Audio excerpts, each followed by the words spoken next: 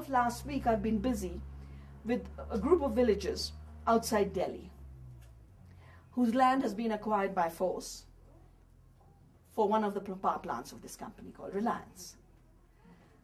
And on 8th of July, they were going to have a very big rally. 100,000 people were to gather. I was on my way there. One of our ex-prime ministers, VP Singh, was on his way. VP Singh was arrested. I stopped and went back and took another route.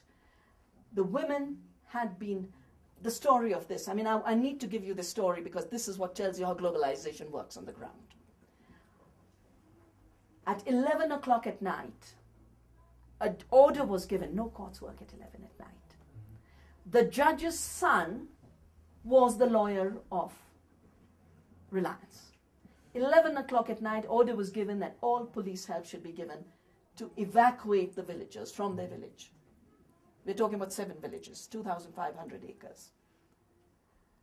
And the men were thrown into jail, and into every home they entered and beat the women to pulp. Took everyone's jewelry, broke their safes, and took their money. So when I went in, you know, black and blue, pregnant women were beaten. And there's one woman, you know, who's in such a state of shock because she's lost her baby, that she just can't come back to normal. There's a boy who's made his living driving a taxi. He's lost his eyes. I'm giving you this detail because this is the only way globalization can work. It can only work through militarized police force. It cannot work as an open economy. The description used for globalization of creating open economies is a very, very wrong description. The only way globalization works is through force. And the more difficult it becomes for the corporations to get the next piece of resources or to get the next market, they use new instruments of coercion. In the case of grabbing markets, they use law. And different kinds of law, property law, intellectual property law, this SPS laws, these health and safety standard laws, all kinds of laws. And most of the time in these health standards in food, it is never what is in the food. It is always what's outside the food. You know, how did you package it? What is the kitchen size? You know, think irrelevant criteria of that kind. Because then you can put a capital intensive measure and shut the small out through that. French farmers, I know, refuse to shut down their local markets because of the EU laws on health standards of a similar kind.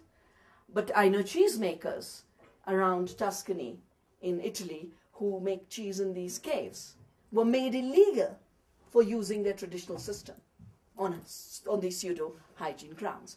So on the food and on the bringing things to the market size, coercive laws are used.